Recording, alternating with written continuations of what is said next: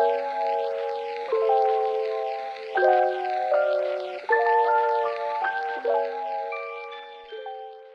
and welcome back to our channel at Kapow Collective. Today's video is about For the Love of Fantasy in London, and unfortunately we only managed to make it just to the Saturday show, which meant we actually missed out on one of the biggest panels there, which we ended up having to watch afterwards. It looks very fun. So we're not actually going to cover the full travel side of things because depending where you are in the country, it's going to be easier to get from one place to another for different people. The main part we'll cover is getting from King's Cross to the actual event itself. For us, it was quite difficult. We're not used to like a system of like subways and stuff like that, which is obviously the London Underground. It took us about 20 minutes just to find out which part we needed to go to at the beginning of the Underground. Luckily enough, we met this couple that was actually on the way to the event that was dressed up. That made it easy for us to identify them as cosplayers, which means we knew that was going to Comic-Con, and they was very kind and helpful and actually managed to help us get us to the event. Took us to the full XL arena from King's Cross station. Yeah. So thank you very much. From King's Cross station, there was one stop in between, but there's 3 stops to get to that midway point, and then another 3 stops to get to the actual event itself. Yeah, so the travel side of things, getting there was quite awkward. It's not awkward, it is very efficient, but it's awkward if you're not used to it. I didn't particularly enjoy it, being crammed up in a tube with people. It's not a fun situation. The journey there wasn't so bad. There was a lot more space. We did still stand up on both of the tubes to get there, but you could still like move around. It was the tubes getting from the XL Centre back to King's Cross. It was rammed. They were rammed. Like you're literally pushing people to get into the tube. It was ridiculous. I think because there was like several events on at the XL on the same day, everyone was coming out at the same time to obviously get back to central London, so it was a bit of a nightmare. Well, we finally arrived there, unable to get some shots of the front of the building, unfortunately for the XL, because I didn't know we needed to get needed to contact them basically to let them know that we're going to be filming on the day. But you can record on your phone, just not on the camera. Yeah, if you're using a proper camera, it's a no-go. If you're using a phone, absolutely fine, apparently. I managed to get a photo of the outside that was decorated for Love of Fantasy. But the arena itself was massive. We managed to like do about 23,000 steps for the full day. 23 to 20, I did over 25. Yeah, I did like 23, 24. So it was a massive arena. I'd say a similar size to Birmingham, if not a little bit bigger. Quite large. My only issue was, and I know it was only the second year for the Love of Fantasy, so it might just be that they're still trying to work things out, but the hall was quite empty. So I feel like you could do more props. Yeah, they definitely could have fit more props in there. If they'd have moved because the ticketing to get in was really efficient. Yeah, but the queuing system, I just want to add, has got a lot better this year, and I've noticed, like, it's not just this event, it's been several. If you've watched our previous videos, you'll see, we've talked about it several times. But yeah, so the queuing system for like photos and getting into the actual arena itself has been a lot more efficient compared to previous years, so well done Monopoly events. So what I would think would be probably a better shout was if there was to move the queuing system to the left as you walked in, and then what that'll do is that'll create like another 2 or 3 meters like gap for enough space for like other props and things. And I think if there's any artists out there that like create actual textured like scenes and stuff like that, get in touch with Monopoly events. I'm sure they'll appreciate obviously a higher quality. Yeah.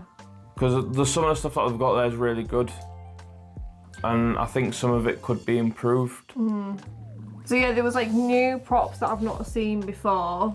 I don't know if they've done it in like other events that we've not been to. So there's like a few Lord of the Rings ones, which was quite cool. So there was like the entrance to the Mines of Moria, there was the One Ring, the Hobbit Hall, like the door like to the entrance of like that was my favourite. Yeah, that was cool. But there was a couple that we've already seen before. So the car from Supernatural, the Goonies key. And what else was there? 1 second, let me just check my photos. There was the sound postage for Vampire Diaries for going into... Yeah, that's been there before. And then Hagrid, he was at Liverpool last year. Yeah. Like coming out of his hut. Yeah, I just feel like I could have done with a bit more props. Yeah, it felt a bit different, obviously coming from Manchester. I know Manchester's the home of Monopoly events. Seeing these full setups that they already have there, which are obviously things like that. It was the house from the royal family, and the kitchen from Gremlins. It's like a along with like full massive set. dinosaurs and stuff like that. Yeah. Yeah, it was just a bit strange because obviously fantasy, there's a ton of fantasy series that you could easily grab more props from. I will admit though, the lineup for it was fantastic. Yeah. Like the fact that you managed to get Sir Ian McKellen to like a Comic-Con in the UK, because I think it's like a UK first, was it not? I think it was. It was, yeah. Yeah. So not only did you get Sir Ian McKellen, you got Elijah Wood, Billy Boyd, Dominic, what's his face, Sean Astin. Like you got the full Lord of the Rings like cast. Like I think there was about 10 of them in the end. Like it was wild. Yeah. I was gonna say I want Gimli there. Yeah, John Rhys Davies was there. Yeah. So I know a few of them had been to Comic-Cons before because there was like the 4 Hobbits and John Rhys Davies was supposed to go to Liverpool last year, but then he'd cancelled. So obviously it's come to this one instead. But I don't know, I think it's just because you've got Gandalf there, like wild. So the full lineup, like there was a lot there. I think there was like 40-ish guests. Or close to 40. Yeah, so there was like a lot of like guests there. Like the lineup was really, really good. Really gutted that we had to miss the Lord of the Rings panel again. Yeah, and it was free this time. Yeah, and miss out on obviously meeting Ian McKellen. I'm hoping, just popping it out there, since you know he's doing the new Gollum film with Elijah Wood. Hoping he comes to another event now that he's been to one. Putting it out there, please, get him back. But yeah, the lineup was great. We met Charlie Cox. Charlie was really, really lovely. He was. He wanted to have like a little chat before you got your photo, and obviously I know the photo situation, you literally got to like get in, get out. He seemed like he wanted to have more of a chat with you than rush it. Again, it was still like a rushed situation, but I understand they have to because he was only there for the one day. So this is where it's solidifying the idea to me where I think you're better off getting autographs and a selfie if you can. Yeah.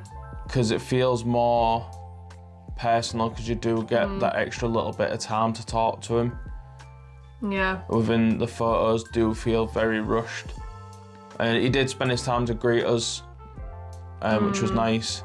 But obviously, as I said, it is rushed, so we were still in there, in and out in less than like, I'd probably say less than 20 seconds. Yeah, I'd say I was in there for about 20-30 seconds max. It was still cool to meet the guy. Yeah. It was a nice experience. Yeah. I think for group photos, like we did with the boys in Manchester, I think it's definitely worth getting like the photo experience. Yeah. But from obviously getting like the autographs and selfies with a couple of the Harry Potter guests from Liverpool last year, and then obviously Kat and Matt from Vampire Diaries. We got to spend a good like 5 minutes with Kat and Matt separately, so you got a lot more time with them. I know it was like towards the end of the day, so you probably might get a bit more time with them towards the end of the day, but you do get to spend a lot more time with them and have a conversation if you're doing like the autographs and the selfies compared to the photos. So if you've not been before and you do want to have like a little chat with them, I'd recommend a signing would be a better option. Most of the time it is the same price. If not, sometimes the autographs are a little bit cheaper. But it was still a good experience. Charlie was lovely. Got a really great photo with him to add to the collection. But yeah, just a bit upset that we couldn't meet a lot more people. So in regards to the vendors that turned up to this event, there was a lot more than what I was actually expecting. I know they brought a list for it because they do it for each one that they do it for. But there was a lot of vendors, and yeah, there was some of the returning similar ones that come to pretty much every event. But this time there was a lot more arts and crafty style like vendors and stuff there. It was quite surprising to see how many there was, and there was a lot of cool like little funky new stuff that we've not seen because they've not turned up to other events. Granted, it is all fantasy based, so there's a lot more arts and crafts for fantasy.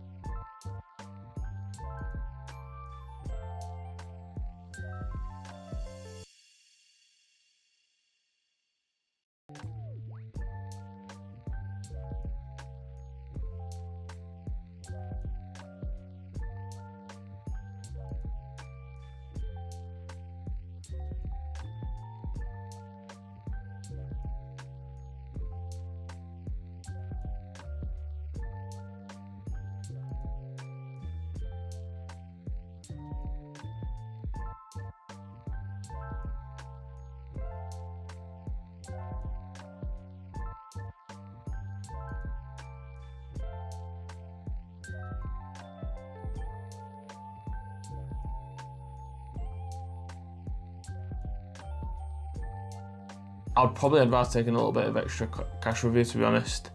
And yeah, that's another point as well, take cash. The internet signal is not very strong in that building whatsoever, and the Wi-Fi is not great either. That's nothing to do with Monopoly, it's not their fault, they can only deal with what they get. It was the XL itself. Yeah. So make sure if you can to bring in as much cash as you possibly can, obviously make sure it's security, yeah, regardless.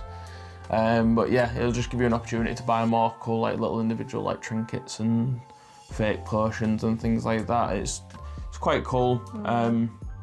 Same with, there was a lot of mystery boxes and bags. Yeah, compared to what we've seen previously.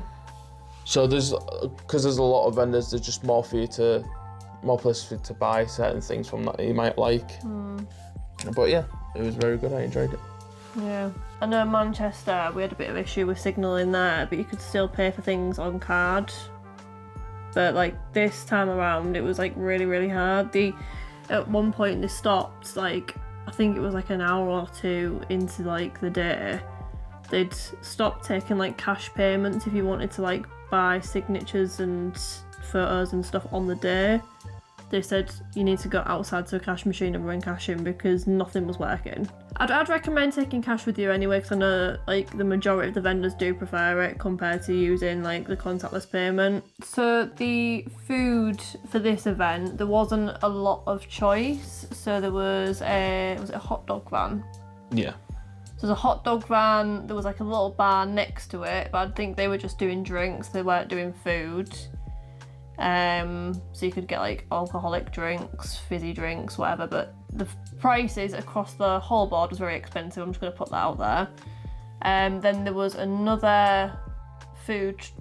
It wasn't like a truck, was it? It was like There was a food like pop-up store. Yeah, it was like a little mini cafe type thing. So they were selling like a couple of sandwiches, so like paninis, croissants with like ham and cheese in, or like brie and cranberry. They also did like the viral crumble pots, if anyone's seen them before, and just like other little bits. The menu wasn't... Hot drinks, brownies. Yeah, cookies. The menu wasn't like massive, but they did have like a choice, shall we say. Yeah. So we got 2 paninis. So it was a tomato, mozzarella, pesto panini, and then a cookie. You could get a drink on there. So for like any sandwich, any drink, and any cookie or brownie, it was like $13.95, which wasn't too bad. But after tasting the food, it wasn't fantastic. It was okay. Like, it was eatable. But all I could taste was pesto. I couldn't taste anything else. My main issue with it was the inconsistency in the heat, because obviously when they're cooking it, or supposed to be cooking it, It only went in for about a minute and the cheese wasn't fully melted. so some parts of it was a little bit lukewarm and some parts of it was just straight up cold. And the other issue was, as well, it wasn't even 11 o'clock in the morning.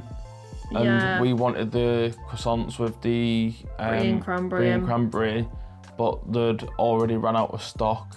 They only had 2 paninis available, one being the tomato mozzarella pesto, and then I think it was like a prosciutto pesto rocket or something. There was only 2 choices, and again, they were very low.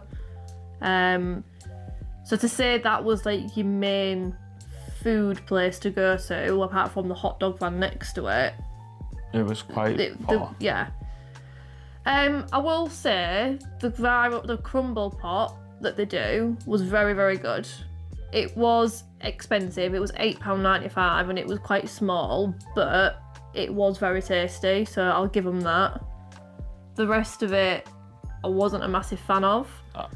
They do have, in the Excel itself, not in the hall that we was at for Love Fantasy, in the Excel themselves, they did have like other food options that you could go outside and get. So there was like a pizza place next door to us. There was like loaded nachos. Yeah, like they had burritos there as well. A Costa. There was a Costa. I think there was like, was it a Japanese place next to us that did like poke bowls? Yeah.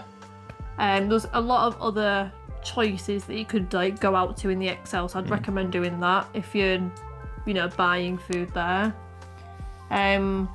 I will say, I don't know if it's possible for them to do, but like the food vendors that we had at Manchester, like the taste, the quality was all fantastic. Yeah.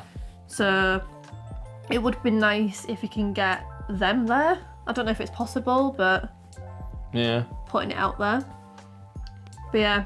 There was also an ice cream truck on the inside and outside. It's the same company. The only problem was, again, it was the exact same as Birmingham. It was very expensive for an ice cream, and you don't get a lot of ice cream in the pots. We charged £4.50 for a pot. I'm not exaggerating. It must have had about 20 grams in altogether. So just to sum it all up, if you do go to the Excel and you want to buy food whilst you're there, if you're not taking your own, just buy it in the Excel Centre itself. Just don't go to the vendors inside, because unless they bring the food vendors from Manchester. Yeah, then go to all of them because they were great. It's very good. I actually think my favourite one back then was the chicken one.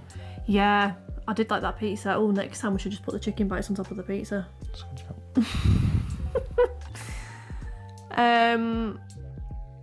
If you're going for the weekend, the lovely couple that took us to the Excel Centre, I need to find out what their names are. They did recommend staying in hotels in King's Cross area, or like around King's Cross, because the hotels were like £100 cheaper than if you were staying near the Excel. I'm assuming it's the same as like other places in the UK. If they know that there's an event on, they do like raise the prices slightly. I don't know if it's like an area thing or because they know there's events on, because there was several events on at the Excel. If you can, it's actually better for you to look for the hotel a year in advance. I know it might sound like a long time, but you might be able to get access to one of the hotels that's right next to it for dirt cheap for the full weekend if you book it plenty of time in advance. Because it's not until like after the first 2 weeks after the event is when the price starts to slowly go up. So we looked, I'm going to use Liverpool as an example. Last year we went for the full weekend and we stayed in, was it the Tune Hotel? Yeah.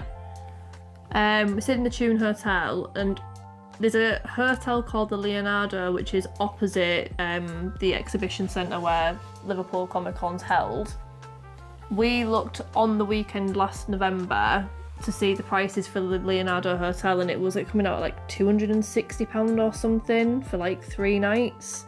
Then when the weekend ended, and obviously the Liverpool Comic Con had announced that, yeah, we're coming back for this specific week, and it'd gone up by like 150 quid. So I'd recommend doing it in advance. If you can, yeah. Yeah. But yeah, so with the XL, I'd recommend staying in the King's Cross area or somewhere like outside of the XL, because apparently it's cheaper. It's still not only going to take you about half an hour to travel there via tube and stuff. Yeah. To be fair, it wasn't that bad. It wasn't very long. It was quite quick. I think you spent more time like walking from the Northern Line to the Elizabeth Line to do your commutes, but yeah, not too bad. We obviously only did the one day, so we only did the Saturday. You could do it in a day if you're a local, so if you don't have to do as much travelling as what we did. Not having to get up at 4:30 in the morning. Yeah, to get a train at like 6:15.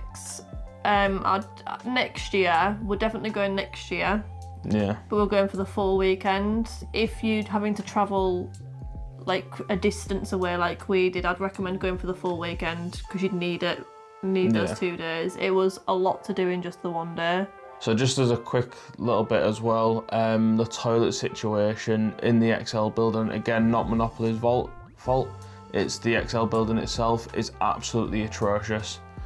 So you've got to exit the actual hall, and they've got lots of toilets there. The only issue is they had another massive event going on at the same time, which meant all the toilets was like blocked up essentially. So you'd go down the stairs into the most horrible heat, and then as typical, women had to line up. But men obviously ours was quite quick, but it was still not a fun situation to be in regardless. Due to like the heat and stuff and the amount of people there. But yeah, it wasn't great. There's no other way around it, unfortunately, unless like they just decide not to book 2 massive events back to back right next to each other on the same day. But just as a heads up, if you do go next year, women, be prepared to queue to get to the toilet, because I was stood there. I was stood in the queue, you went in and then came out, and I was still in the same position. Yeah. Like 3 minutes later, 4 minutes later. And then I had to awkwardly stand in like the footwell. You were stood waiting for me for about 10-15 minutes. As loads of people was coming in and out. Yeah. Or, option, get one of them wee bags that you just tie to your leg. A catheter? No. Yeah, you just walk around and you just wee freely. I do want to point out as well, the cosplay. Where was it? So there's a few people cosplay. There wasn't a lot there. There was more in Manchester. Yeah. I think my expectations was quite high for this one, because it's the second year doing For the Love of Fantasy. So I was expecting more people to be in cosplay. There was still a good amount of people, just not the same level. To say it was London as well. Yeah. Because I know obviously London do other like Comic Cons, like the MCM, which is like a really big one. The cosplayers at Manchester kind of have blown all of them out of the water in terms of like the volume of people that are dressing up and stuff. There was some really good outfits again at London, but it was just the volume of people. Yeah. Like there was more people, but less cosplay. Yeah. Like the cosplay, I'm not saying wasn't great. They were really, really good. Like the Nazgul for me was a 10 out of 10. But I've seen them in Liverpool last year. I don't know. I think it's just because we've been spoiled by like the sheer amount we had in Manchester, and obviously what we've seen in Liverpool as well. There might have been more on the Sunday as well. Yeah. That we missed out on. But on the Saturday, there wasn't a lot. Like there was only a handful of people. Like normally we're stopping all day to take photos of people, but we did it in like half an hour and then was like, there's nobody else. So we'll still obviously show you like some photos of what we did get, because they were really, really good. But the couple that took us to the XL did say there isn't a lot, because they went last year for the first time when it was launched last year for the Love of Fantasy, and they did say there wasn't a lot that went then. So She was right. There wasn't a lot this time around. So if there's any cosplayers watching this, get more friends to go and cosplay. Yeah. So we'll definitely be doing the full weekend next year.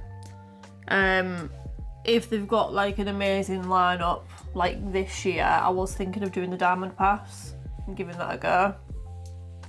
I think I want to save the Diamond Pass for one where it's going to have a few guests for us to go see. That's what I mean, if the lineup's like this Oh, one. yeah, if it's like good, it gives you an option to see all the Hobbits again. Yeah. So, definitely do the full weekend next year. I'm hoping they've got an amazing lineup compared to this year's, because like I said, the full Lord of the Rings cast was pretty much there, so do it again.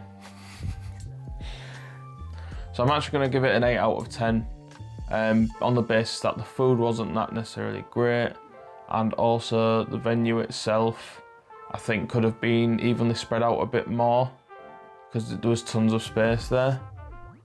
But I'd say that was my only gripes. I wouldn't really class the second one as that much of an issue. It is only the second year that they've done it. Yeah. But it was still a pretty solid event overall. I'm going to give it an 8.5 out of 10, pretty much for the same reasons. I think I just wanted to see a few more props and just have a few more bits there, maybe like scattered around differently. But again, like you said, it was their second year doing it. So we don't know what next year is going to bring, but I'd like to see a few more props. The vendor situation was great. There was a lot of new vendors. There was a lot there to see. Yeah, and then the food wasn't great. But apart from that, it was a great weekend, but it hasn't been my favourite so far. Yeah, I think the experience was a little bit ruined by having to get up so early in the morning. Yeah. And there's just a lot to like travel and plan and pack and stuff. So it's better, I think, cause if we just stayed there like the day before, it would have been a better option. Because it means we would have been less tired and would have got our bearings a bit easier whilst we was in London. Yeah, but it's like a little day out. It was still great. Yeah, still recommend people to go, definitely. Yeah. It's still an experience that you're going to enjoy a lot. It is different compared to a normal Comic-Con as well, because it's more like fantasy based. So if that's like your genre, I'd recommend going, because it's very fantasy, very like Lord of the Rings, Harry Potter sort of like vibe. So for me as like a Harry Potter nerd, it was a good day out. But yeah, I'd do an 8.5 out of 10.